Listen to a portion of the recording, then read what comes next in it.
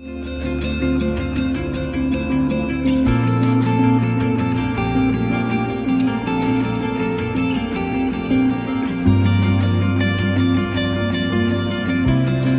Biblia dice que de las tribus de Israel había una tribu que era especial porque eran sabios y eran entendidos en los tiempos. Como iglesia tenemos que tener la capacidad no de mudar nuestros principios, porque nuestros principios no cambian nunca porque están en la palabra del Señor. ¿Cuántos me dicen amén en esto? ¿Sí? Pero sí de entender que hay cosas que van cambiando y nosotros debemos poder leer lo que está ocurriendo en la sociedad y como iglesia adelantarnos para que el diablo no nos saque ventaja. Y el diablo está atacando a Argentina, el diablo está atacando una generación. Amén. Arrancó con el aborto, continúa con la ideología de género. Hay una generación que seguramente será una generación que le va a arrebatar muchas almas al enemigo y el enemigo se está levantando contra nuestros hijos, contra nuestra nación. Por eso la iglesia, entendiendo lo que está ocurriendo, debe ponerse de pie y debe trabajar en el poder del Espíritu Santo para deshacer todas las artimañas del enemigo. ¿Cuántos me dicen amén? Yo recuerdo, a modo de introducción, te lo cuento, estábamos el 8 de... Ahora, cuando se hizo la votación de la ley del aborto, allí nos pidieron ser parte de la organización y nos pidieron gran parte del equipamiento que se utilizó para la marcha en el Congreso. Así que yo estaba allí, bueno, con toda la gente detrás de la plataforma y ya era entrada la madrugada y mucha gente en ese lugar, había miles de personas bajo la lluvia, estaba cantando y celebrando que ya dicha ley no iba a salir. Yo estaba con un grupo de pastores y de organizadores, chicos jóvenes. Me subí a la plataforma y miré del otro lado, había una valla aquí, como 400, 500 metros, un montón de policía, una valla allí y del otro lado un montón de gente. Y la gente que estaba de este lado cantábamos que éramos más y que íbamos a ganar. Yo con mucho dolor en mi corazón miré a uno de los pastores y le dije, hoy es un día tristísimo, hoy no hay nada que celebrar. Sí, la ley no va a salir y será una victoria, pero esa gente que está ahí son argentinos y argentinas como nosotros. Y nuestra responsabilidad es haber ido por ellos antes para que no lleguen a estar en el dolor y la confusión en la que están. Y como no lo hicimos antes, lo vamos a tener que hacer ahora. Pero nuestra función no es la división ni la competencia, sino poder amar a esa gente y poder llorar por esa gente. Como iglesia tenemos una gran responsabilidad y no podemos confundirnos. Lo que viene sobre Argentina, a nosotros nos tiene que abrir los ojos a que hay una sociedad que está confundida y que necesita la manifestación de los hijos de Dios. ¿Cuántos me dicen amén bien fuerte? Y como iglesia tenemos la misma responsabilidad que tuvimos siempre, que es ir a buscarlos. Por diferentes motivos, diferentes razones. Quizás nunca lo hemos entendido, nunca lo hemos visto con tanta claridad. Y quizá hemos evaluado, nos hemos dedicado a otras cuestiones y hemos trastocado las del reino. En el reino de los cielos hay prioridades. Esta noche vamos a hablar un poquito más profundamente de esto, pero en el reino de los cielos hay prioridades. No es que yo me manejo como yo quiero y usted aquí en Goya se maneja como usted quiere como iglesia, sino que como iglesia hay una cabeza, esa cabeza se llama Cristo y Él es quien ha establecido las prioridades para cada uno de nosotros en cualquier parte del mundo donde nos encontremos. ¿Cuántos me dicen amén en esta mañana? Y hay una prioridad que late en el corazón de Cristo y esa prioridad son aquellos que aún no lo conocen. ¿Cuántos entienden esto? Me dicen amén. Y no lo estoy hablando como una tarea más de la iglesia. Esta noche, reitero, lo vamos a ampliar. Lo estoy hablando como una prioridad de la iglesia. No como la tarea de uno de los 5 ministerios, sino como la prioridad de tarea que Dios le ha entregado a la iglesia. El Señor nos revela en su palabra, en muchísimos pasajes, cuál es la tarea que Él vino a hacer a esta tierra. Amén. El Señor vino a buscar y a salvar ¿qué cosa? ¿Qué cosa vino a buscar y a salvar? ¿Lo que estaba? ¿Vino a buscar y a salvar lo que estaba? O sea que lo que el Señor vino a hacer hoy, esta mañana, ¿dónde estaría trabajando el Señor? ¿Estaría acá con nosotros? ¿Dónde estaría? Afuera. Porque eso es lo que Él vino a hacer. Pero Él ascendió a los cielos 40 días después de haber resucitado. Dice la Biblia, y haberle enseñado, haberse aparecido a sus discípulos y haberle enseñado acerca del reino. 40 días después, Él es recibido en gloria. ¿Amén o no amén? Un día Él volverá tal como lo vimos irse. ¿Cuántos me dicen amén bien fuerte? Qué alegría, ¿verdad? Qué esperanza maravillosa tenemos en el Señor. Mientras eso ocurra, la tarea del Señor continúa. Pero si Él se fue, ¿cómo la tarea continúa? Él dejó una iglesia para continuar con su obra. ¿Cuántos son parte de la iglesia? A ver, levante la mano. Somos parte, vamos a ver mañana, a la mañana, dice en Apocalipsis, de un pueblo que Jesús preparó para ser entregado al Señor. Todos somos parte de un pueblo maravilloso. Y ese pueblo tiene el objetivo y tiene la tarea de continuar desarrollando lo que Jesús vino a establecer a este mundo. ¿Cuántos me entienden? Me dicen amén. Por eso Jesús, aún estando entre nosotros, aquí en la tierra, más de una vez, ¿Él qué hizo? Después de haberle mostrado a los discípulos la tarea, después de haber dado por los enfermos, haber resucitado muertos, haber echado fuera demonios, haber anunciado las buenas nuevas del Evangelio, ¿qué hizo Jesús? Los juntaba, les impartía y los enviaba. Bueno, muchachos, ahora vayan ustedes a hacer lo mismo que me vieron hacer a mí. Jesús los estaba entrenando porque Él sabía que un día Él ya no iba a estar, pero la iglesia tenía que quedar capacitada para continuar con la tarea de Jesucristo. ¿Cuántos me dicen amén? Juan capítulo 10, versículo 10, ¿qué dice? Que el ladrón, o sea, el diablo, no vino sino para robar, matar y... Mas yo he venido para que tengan vida y vida en abundancia. Ahora, ¿a través de quién el Señor lleva esa vida? ¿A través de quién las obras del enemigo quedan erradicadas y se puede establecer el reino de Jesús en los corazones? Diga conmigo, a través mío. A través de la iglesia. Ese privilegio el Señor Jesús lo dejó depositado a la iglesia. Por eso la iglesia debemos entender el privilegio y la gran responsabilidad que el Señor nos ha dejado y nosotros que nos toca vivir en esta generación, en este tiempo, para marcar y para bendecir a nuestra generación. Tenemos una gran responsabilidad que es deshacer las obras del diablo que han sido establecidas a través del pecado en los corazones. Y vos y yo tenemos el privilegio y la gran responsabilidad de salir a buscarlos como lo hacía Cristo para que en ellos sean deshechas las obras del enemigo. ¿Cuántos me entienden? Me dicen amén.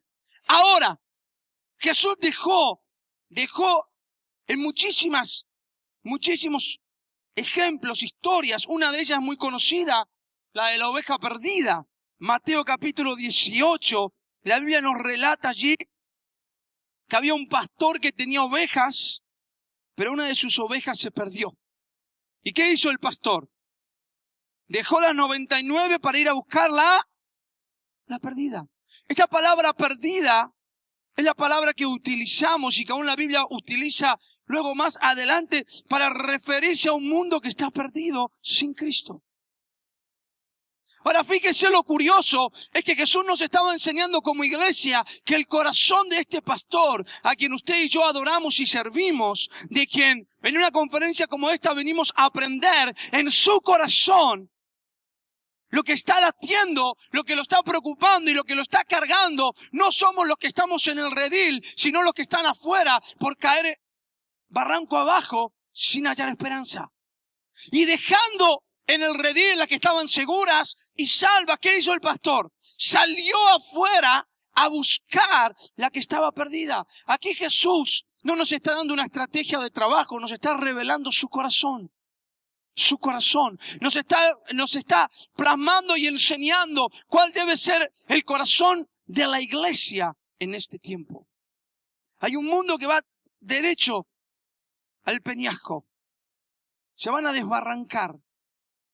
Y hay una iglesia que tiene una misión y una tarea asignada por Jesucristo, que es ir a buscarlos y rescatarlos. Yo quiero hablarte por unos momentos de algo importantísimo para ser efectivos en esa tarea. Amén.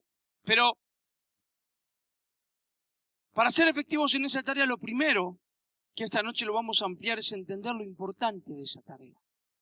Si vos y yo como iglesia no logramos cuadrar nuestra visión, no logramos cuadrar nuestro corazón, no logramos cuadrar nuestra agenda con el corazón de Cristo, será muy difícil que podamos ser efectivos en la tarea. Y yo quiero decir algo que seguramente me verán repetir muchas veces en estos días y sobre todo los pastores en esta mañana. Tu preocupación y mi preocupación no es el crecimiento de la iglesia. ¿Cuántos entienden esto? Me dicen amén. No me tiren con ninguna silla, nada, por favor, déjenme terminar el Señor nunca nos llamó a hacer crecer la iglesia. Él es el que la edifica. Nuestra tarea, el libro de los Hechos enseña muy bien a través de los apóstoles, nuestra tarea es el servicio a los necesitados. Nuestra tarea es el amor y la pasión por aquellos que están perdidos y en sufrimiento y en algún tipo de necesidad. Y dice la Biblia que el Señor añadía cada día los que habrían de ser salvos. El Señor es el más interesado en que nuestra ciudad y nuestra nación conozca su santo y bendito nombre. ¿Cuántos me dicen amén? Y le dan un fuerte aplauso a Jesucristo. Tu corazón y mi corazón no deben apuntar al crecimiento de la iglesia. Eso es una consecuencia. El objetivo son las vidas que están sufriendo. El objetivo no es el crecimiento. El crecimiento es una consecuencia. Cuando tu corazón están enfocados en lo que Cristo está enfocado, la iglesia como consecuencia va a crecer y se va a desarrollar. Amén. Quizás esta noche podamos ampliar un poquito más cuando hablemos del corazón de Cristo. Ahora, si el corazón de Cristo entonces nos llamó a vos y a mí a amarlos como Él los amó, a buscarlos como Él los buscó. Yo había puesto otro ejemplo que era el dracma, la moneda que se había perdido. Y esa mujer detuvo toda su tarea y se desesperó. Y dice que cuando lo encontró hizo gran fiesta. Si el Señor nos enseñó una y otra vez la importancia de poder hallar aquello que está perdido, de poder traer al redil aquello que está descarriado. Qué importante es que nosotros como iglesia soñemos con lo que Él soñó. Yo no sé cuántos de nosotros soñamos con ver pecadores entrar por esa puerta. Yo no sé cuántos de nosotros soñamos con llevar y acompañar a nuestros jóvenes a los hospitales, a las plazas, a decir a los pecadores: Jesús te está llamando. Quizá todos soñamos con iglesias llenas, prósperas. Te reitero, esas son consecuencias. El objetivo del Evangelio es que vos y yo podamos llegar con el amor de Cristo a aquellos que están sufriendo y que tienen necesidad. Y este objetivo nacido en el corazón de Cristo, y aquí viene lo importante que quiero compartirte en esta mañana. Este objetivo que nace en el corazón de Jesús no puede ser desarrollado con principios humanos. Si vos querés ver el desarrollo del Evangelio en tu ciudad, ¿cuántos quieren verlo? A ver, levante su mano. ¿Cuántos quieren ver como consecuencia del corazón de la iglesia el crecimiento de la misma? A ver, levante su mano. Muy bien. Vamos entendiendo entonces que este es el sueño de Cristo. Que como consecuencia de una iglesia que ama al perdido y lo va a buscar, la iglesia crece. ¿Amén o no amén? Pero debemos entender entonces que al esto nacer en el corazón de Cristo y ser una de las prioridades que Jesús le deja a la iglesia cuando es establecida, no hay forma de desarrollarlo mecánicamente, humanamente, estratégicamente. Las estrategias que dan victoria a la obra del Señor, que dan crecimiento a la iglesia, no son humanas. Cuando el Señor, yo pensaba esta mañana mientras oraba un ratito allí en el hotel, cuando el Señor le asigna la tarea de continuar con la obra que Él comenzó a los apóstoles, me venía a la mente, el Señor le dejó su tarea a la iglesia, no a una empresa. La iglesia no es una empresa. ¿Cuántos me dicen amén? La iglesia no depende de un CEO o de un gerente general o de un dueño. La iglesia depende de Jesucristo, aquel que es la cabeza. ¿Cuántos me dicen amén? Por eso, para el crecimiento y el desarrollo de la iglesia en esta tierra y en esta generación, necesitamos más que nunca entender que nuestra tarea es espiritual y necesitamos conocer y desarrollar estrategias espirituales. ¿Amén o no amén? Las estrategias espirituales muchas veces se podrán condecir con cuestiones naturales, pero muchas veces no. Muchas veces el Señor nos dirá, da 7 vueltas alrededor de Jericó. Pero ¿y qué tiene que ver una cosa con otra, Señor? No te preocupes, vos das 7 vueltas. Y muchas veces las estrategias de Dios no tienen nada que ver con nuestras capacidades. Josué seguramente le habrá dicho, Señor, pero tenemos buenos guerreros. Yo soy un excelente guerrero. Sé cómo dirigirlos, podemos conquistar Jericó. No. Primero vas a dar 7 vueltas. Y lo que vos no podés derribar no se va a derribar a tu manera.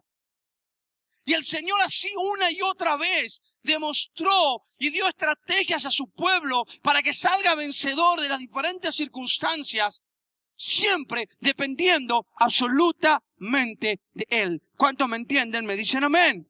Por eso es importante como iglesia que volvamos a la senda antigua, que invirtamos más tiempo. Y ahora vamos a hablar de eso, en una búsqueda apasionada por el Espíritu Santo, en aprender a oír su voz, en poder saber qué es lo que Él tiene para mí en este tiempo, para mi Argentina, que está viviendo tiempos difíciles. Señor, ¿cuáles son tus estrategias?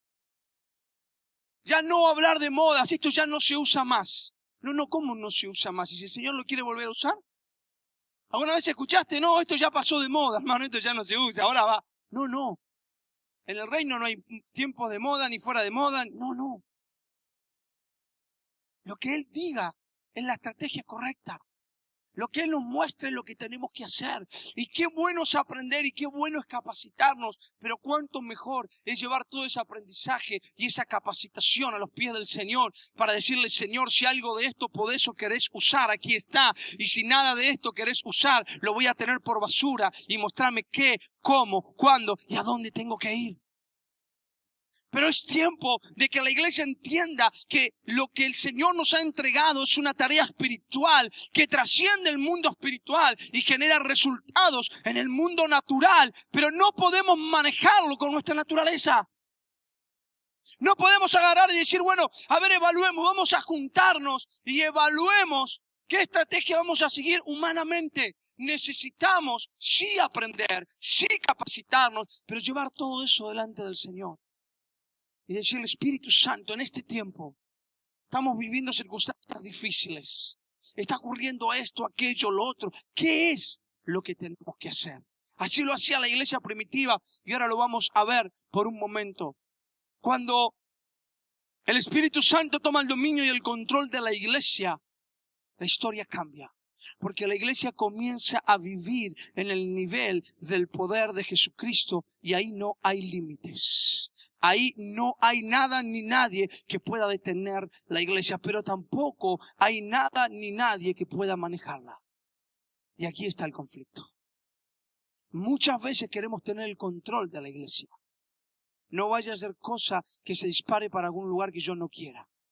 No vaya a ser cosa que el culto se me desmadre, pastor, y a ver todavía si me los 2 coritos pude hacer uno y cayó el Espíritu Santo y se descontroló. O como me dijo un pastor hace poco, por favor hermano, que no se manifieste ninguno, a ver si me vomita la alfombra. Y no es broma lo que le estoy diciendo. Cuando el Espíritu Santo toma el control, Él hace lo que quiere. Y Él lo hace como quiere. Y muchas veces el control del Espíritu Santo, y cuidado con esto, es descontrol para nosotros. El Espíritu Santo no entiende ni respeta ni liturgias, ni cuestiones. Él sabe lo que es perfecto. Y Él obra y se manifiesta de la manera que Él quiere, no de la manera que vos y yo queremos. Por eso el día de Pentecostés para muchos era un descontrol. Y era tal el descontrol que muchos decían, están borrachos. ¿Usted se imagina que pase eso hoy acá? Más de uno de nosotros diría, no, vamos a usar la carpa para liberación. Y el Espíritu Santo nos diría, no, pará, que soy yo, no, tranquilo. ¿Verdad? Entonces, lo que el Señor ponía en mi corazón en esta mañana es un llamado al liderazgo y a la iglesia toda a volver a volver. Hubo décadas donde la iglesia salimos corriendo a capacitarnos por doquier. Ustedes saben que Dios nos permite andar, viajar, encontrarme con argentinos en cualquier parte del mundo. No, vamos acá porque hay avivamiento, vamos allá, vamos a buscar que a todos los lugares donde algo ocurría iban corriendo a ver estrategias, formas, métodos, de qué manera ellos lo lograron, vamos a copiar para conseguirlo y corríamos de un lado para el otro. Pero llega el tiempo donde el Señor Jesucristo nos está diciendo que Él nos anhela celosamente y está queriendo que la iglesia vuelva al lugar de lo secreto, a la intimidad, a una búsqueda apasionada, pero tan apasionada que sea como de Levítico capítulo 6, cuando el Señor le da las estrategias a Moisés y le dice que el fuego en el altar no se puede apagar nunca, sino que el sacerdote debe añadir leña en él cada mañana, no de vez en cuando, cada mañana. La llama del Espíritu Santo debe arder en tu corazón y en el mío. ¿Para qué? Para quemar las grosuras. De esa manera tu orgullo, tus celos, tus envidias, tus capacidades que al Señor no le sirven, y todo eso será consumido y podrás vivir, permanecer en la guía del Espíritu Santo. Al entender que el llamado que el Señor nos hace es espiritual, al entender que lo que nuestra generación está necesitando son las estrategias del cielo para poder ser bendecidas, es tiempo de que como iglesia hagamos uso de lo que el Señor nos ha dado y se llama Espíritu Santo. Digan conmigo, Espíritu Santo. Espíritu Santo. La Biblia dice que el evangelio que nos fue confiado para esa gente que ya dijimos al principio, por la cual late el corazón de Cristo, es poder. Diga conmigo, poder. Es poder. ¿Cuántos sabían que el evangelio es poder? Lo dijo el apóstol Pablo, ¿verdad? Que dice, yo no he venido a ustedes con palabras persuasivas de humana sabiduría. Y mire que si había alguien que tenía palabras persuasivas de humana sabiduría, era el apóstol Pablo, ¿verdad? Erudito de eruditos, estudioso de estudiosos, a los pies de lo que se cree era uno de los mejores maestros del judaísmo. Él sabía, él conocía de historia, de ley, de profeta, de todo lo que a usted se le pueda ocurrir, y todo el conocimiento que usted y yo podamos querer tener, Pablo lo tenía. Pero él dijo, sino que vine con demostración de Espíritu Santo y poder. Son muchos. Yo me anoté algunos aquí, los pasajes de la Biblia que hablan del evangelio como poder de Dios. Porque quiero ahora que entendamos que lo que nuestra generación está necesitando es el poder de Dios. No necesita ni le va a alcanzar con tus palabras o mis palabras. Tu buen sonido, tus buenas luces o las mías ya no lo van a convencer. Las estrategias humanas, empresariales que podamos desarrollar, por más buenas que sean, no van a alcanzar. Con esto no decimos que nada de esto sirva, todo sirve, pero poniendo en primer lugar a quien tenemos que poner en primer lugar. ¿Cuántos me entienden? Me dicen amén. Y yo quiero que podamos leer. A la verdad no me avergüenzo del evangelio, porque ¿qué dice a los romanos Pablo? Porque ¿qué es el evangelio? El evangelio es... ¿Para qué? Para salvación. El evangelio es... ¿No es estrategias? ¿No es bonito sonido, luces, ruido? ¿No es buena música? ¿Qué es el evangelio? ¿Qué es el evangelio? Poder. Poder. Lo que vos y yo, lo que nuestra sociedad necesita, lo que Jesús nos llamó a darles a ellos, es poder. Es poder, un poder que es mucho más grande que el que los domina y los gobierna a ellos. Un poder que puede hacerlos libres, puede quitar la incredulidad que los tiene ciegos. Y lo que a la iglesia le fue confiado es un poder. Por eso no podemos más predicar un evangelio parecido. Tenemos que predicar el verdadero evangelio que contiene, que es el poder de Dios manifestándose en favor de la necesidad de la gente. Dale un fuerte aplauso al Señor.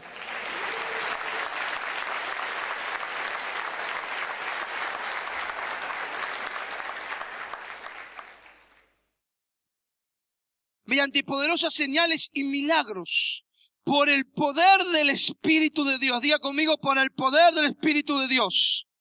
Así que habiendo comenzado en Jerusalén, he completado la proclamación del Evangelio de Cristo por todas las regiones. Dice el apóstol Pablo, contando de cómo el Evangelio fue extendido por todos lados, mediante mediante señales, prodigios, maravillas, por el poder del Espíritu de Dios. Lo que va a permitirnos invadir la oscuridad de nuestro mundo, lo que va a permitir traer transformación, es el poder de Dios llegando a las vidas a través del Evangelio. ¿Cuántos me están entendiendo? En primer lugar, hay una tarea, no sé si es la palabra correcta, desesperada. Nuestra Argentina a gritos está pidiendo la manifestación de los hijos de Dios. Hay dolor, hay confusión, hay destrucción, hay inmoralidad. La muerte quiere establecerse, las tinieblas quieren cubrir nuestra nación.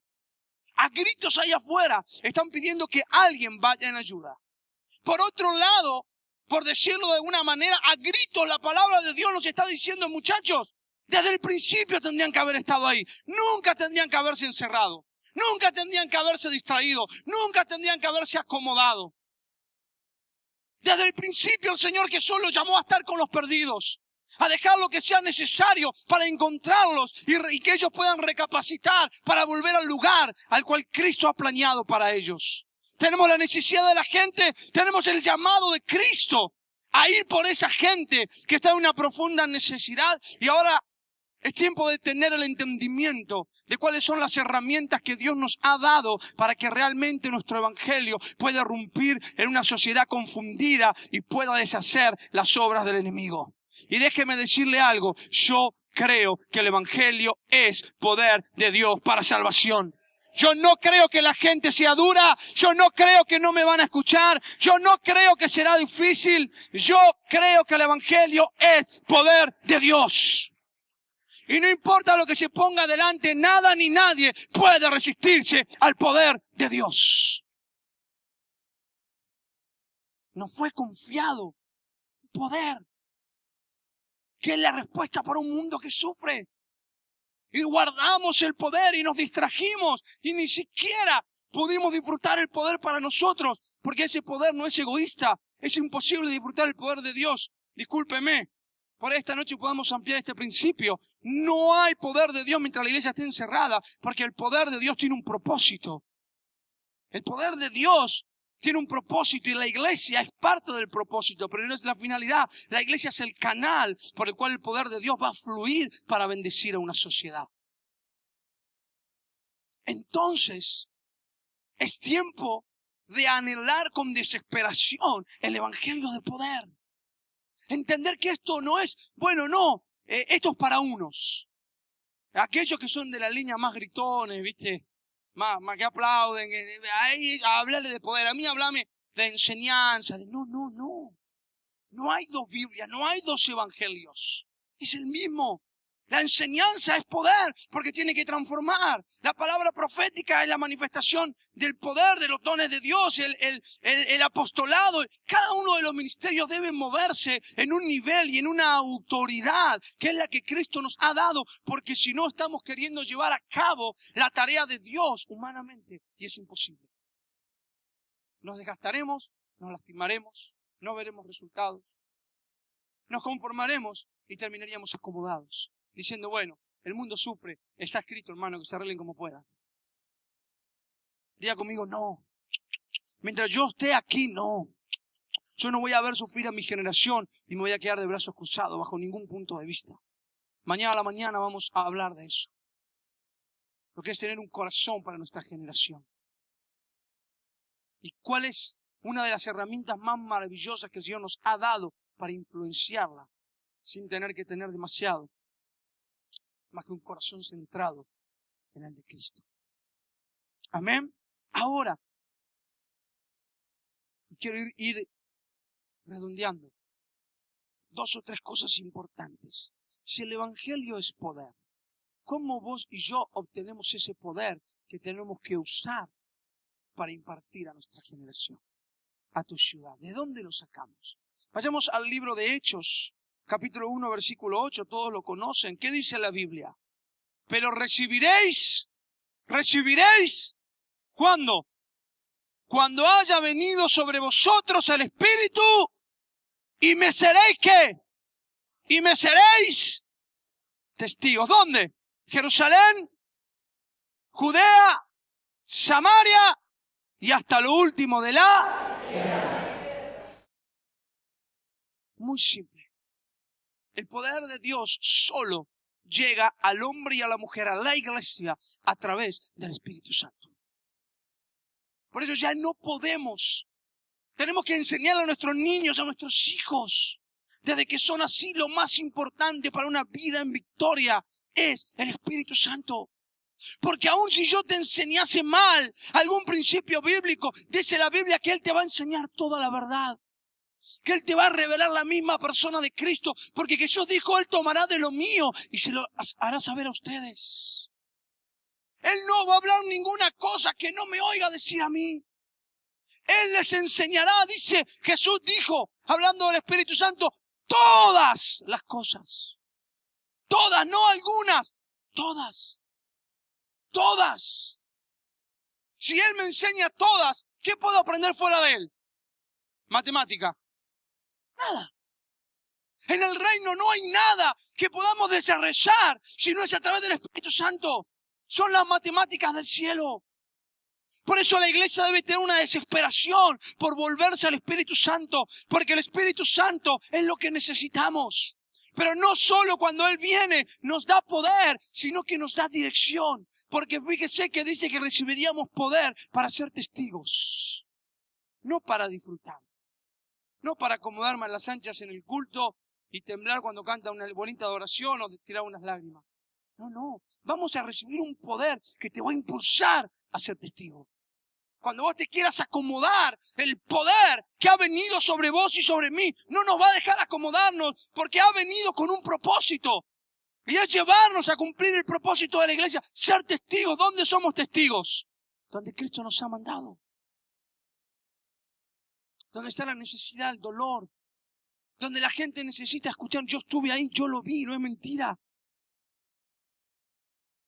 El Espíritu Santo es lo que tenemos que buscar en este tiempo con desesperación, porque las estrategias del diablo han avanzado, el pecado va creciendo, la mentira se está haciendo grande, y ya no podemos llegar con cosas pequeñas. En realidad nunca deberíamos ni siquiera haberlo intentado, con estrategias, con puestos, con cosas, no. Llegamos con el poder del Espíritu Santo que transforma, que cambia, que libera, que trae luz, que convence de pecado. Y todo lo demás que es bueno, que sea usado por ese poder. Todo lo que Él me dio, donde Él me quiera llevar, donde Él me quiera poner, todo lo demás, que sea guiado. Pero que cuando el Espíritu Santo llegue su poder a través mío. Para convencer, para cambiar, para traer esperanza, para derribar fortalezas de maldad. Hechos 10:38 dice, fíjese porque aquí está, hay algo que ya no voy a llegar a hablar, lo que yo quería hablar que es la unción. Hechos 10:38 dice, ¿cómo ungió Dios con Espíritu Santo y poder? ¿A quién? A Jesús de Nazaret. Punto y coma. Y sigue diciendo, y cómo anduvo haciendo ¿qué? Bienes y sanando a todos los oprimidos por el diablo, porque Dios estaba con él. Ahora fíjese, Jesús fue ungido ¿por quién? ¿Con qué? Espíritu Santo y ¿para qué? Para hacer bienes y sanar a todos los oprimidos. El Espíritu Santo que Jesús le dejó a la iglesia tiene el mismo propósito. Ungirte, darte poder para que andes haciendo bienes y sanando a todos los oprimidos por el diablo. No podremos desarrollar esta tarea si no es a través del Espíritu Santo. Si nuestra pasión es alcanzar Goya, Corrientes, la ciudad donde Dios te puso, lo primero que tenemos que tener es una desesperación por vivir una vida llena del Espíritu Santo. Y el Espíritu Santo te va a dar amor, te va a dar compasión, te va a dar estrategias, te va a dar palabras, te va a dar todo lo necesario para que ya no te quedes quieto. Él te va a movilizar de la manera que Él quiere y como Él quiere para que el Evangelio corra, porque Él está interesado en hacer bienes y sanar a los oprimidos por el diablo a través tuyo y a través mío. Es en Mateo capítulo 3, los últimos versículos y el primer versículo del capítulo 4, que cuenta la historia de que Jesús va a ver a Juan el Bautista y Juan el Bautista lo bautiza. ¿Se acuerda o no? Amén. Y cuando Jesús dice que sube del agua, ¿qué ocurre ahí? Algo maravilloso. Se escucha la voz del Padre. La Trinidad a pleno ahí. La voz del Padre que dice, este es mi Hijo amado. El Hijo siendo bautizado y el Espíritu Santo descendiendo en forma de paloma. Termina el capítulo 3 de Mateo e inicia el capítulo 4, versículo 1, diciendo que Jesús, guiado por el Espíritu Santo, es llevado al desierto. Fíjese. Después de que Él recibe, es bautizado y el Espíritu desciende sobre Él. Y aquí quiero terminar. Se activa el ministerio público de Cristo. Ya no dice que Jesús fue al desierto. ¿A dónde fue Jesús? Al desierto. ¿Pero cómo fue? ¿Guiado por quién? Por el Espíritu Santo. El próximo paso fue determinado por el Espíritu Santo que estaba en él. El siguiente paso, al salir vencedor de la tentación, fue comenzar a activar el ministerio público de Cristo, que terminaría venciendo en la cruz del Calvario unos pocos años más tarde. Cuando el Espíritu Santo viene sobre una vida, activa el propósito de Dios en tu vida, no antes. Por eso, varones, mujeres, jóvenes, líderes, pastores, nos tenemos que desesperar. No sé, hagamos vigilia, no sé lo que el Espíritu Santo nos diga. Llenemos a nuestros niños, a nuestros jóvenes, a nuestros ancianos. Hablemosle del Espíritu Santo, menos estrategia, menos... Y cuando Él venga, después todo lo que Él nos diga, sí, enseñémosle, encerrémonos si nos manda a hacerlo, hagamos todo. Pero lo que Él nos diga, lo que Él nos marque.